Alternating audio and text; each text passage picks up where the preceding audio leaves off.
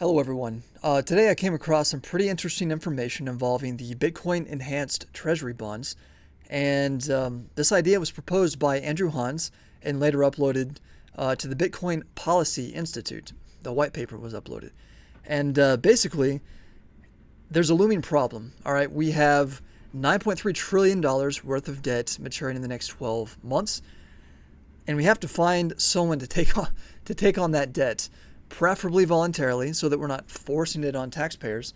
And Andrew Hans came up with a pretty ingenious idea to solve that involves embedding Bitcoin into our current treasury bond system.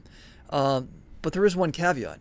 It involves or necessitates the price of Bitcoin to continually go up. Under this system, if the price does go up, those who purchase the bonds benefit, the government benefits, and we should be able to pay down debt over time. It also alleviates quite a bit of the burden from the people who currently are fielding that burden. So it could be an ingenious system, but again, the price of Bitcoin has to go up for this to work. So there is some risk from that angle. Now this builds off of the Bitcoin Strategic Reserve passed by Trump earlier in the year. But as of now, Trump has nothing to do with this. This is just the Bitcoin Policy Institute and Andrew Hans. But let's get into the nitty-gritty. There are four critical objectives here. They're trying to reduce the interest burden on treasury bonds, expand the strategic Bitcoin reserve at no additional cost to taxpayers.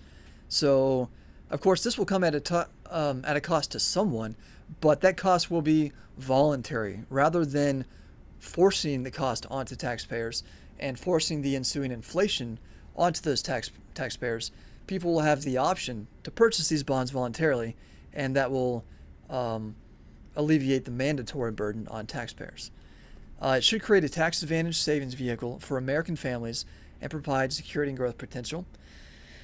And it should develop a viable pathway to defease a substantial portion of the federal debt over time through asset appreciation rather than increased taxation or reduced spending. To me, that's kind of the genius of this system, the heart and soul. But whether or not it'll work out that way, and whether or not this system will even be embraced at the federal level, time will tell, right? Now, here's the details. The way it'll work is we're going to allocate 90% of the proceeds to conventional government funding and 10% toward Bitcoin acquisition. So right now, you buy a bond, 100% of that is going to go to funding the government. Now, only 90% of it goes to funding the government. The lion's share goes to the government, but 10% goes to Bitcoin acquisition, which then theoretically will benefit the government as well, but also whoever buys the bond, because the bondholder will get paid a standard interest rate lower than the current 10-year yield, which also helps the government. But they also benefit from the appreciation of Bitcoin. And the government benefits from the appreciation of Bitcoin as long as it continually appreciates. That's the crux here. Now, the scale of this is supposed to be $2 trillion. They did, a whole bunch of math and determined that in the next couple of years they could generate $2 trillion in proceeds. So that would mean $200 billion goes toward Bitcoin. And theoretically, that will massively increase the price and make this whole scheme self-fulfilling, theoretically. And then the other, 1.8 trillion will go towards funding the government, and we need this. Our government, rather, needs this money critically. That's about 20% of the needs for 2025, so it'll go a long way to alleviating the burden we have now that is only getting worse. It should generate annual interest savings of $70 billion compared to conventional treasury issuance. So basically, financing at a lower interest rate is going to be 1% instead of the current 4.5 10-year yield. It will generate substantial interest savings. That's a good thing for taxpayers, good thing for the government, good thing for everyone. It should deliver taxpayer savings of $354 billion even if Bitcoin prices remain static.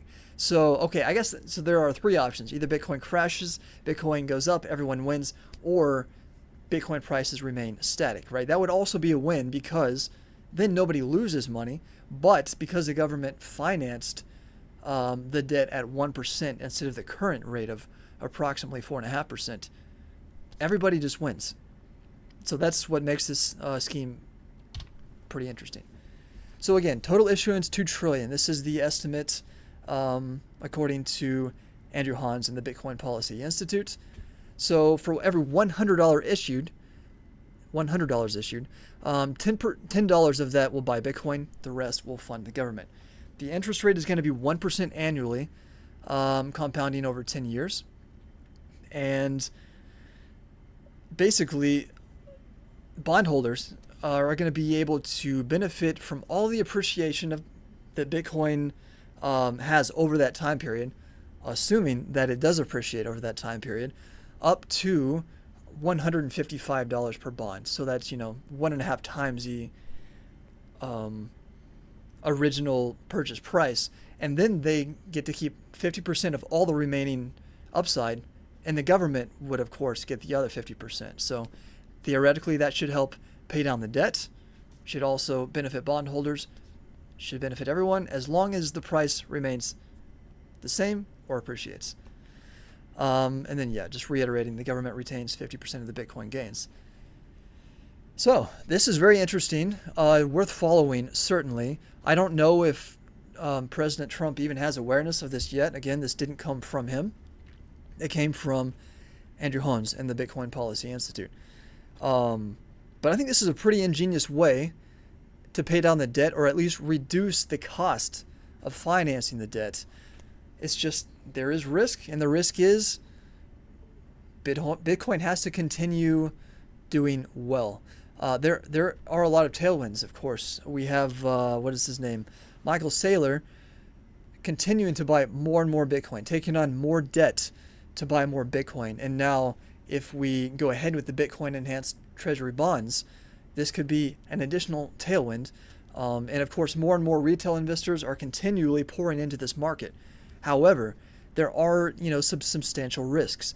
What if Michael Saylor and his now renamed company Strategy goes under?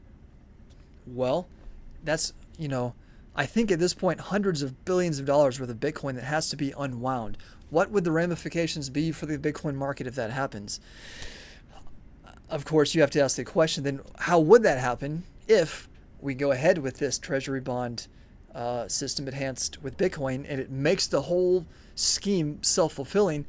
It almost guarantees Michael Saylor and his company profit, but of course, there are always, we're dealing with the future here. There are always unseen variables. Who knows what will happen? If Bitcoin collapses, then this is not going to work out very well. So it's important to understand the additional risk of this. But of course, the payoff is, if things go according to plan, it really is a beautiful system, and there only is one way in which this system fails. So let me know what you guys think in the comments. I would love to discuss this and get your thoughts. And if you appreciated the information, felt like you benefited, please drop a like. I'm just starting the channel, brand new, but we're going to present a lot of good information in the future.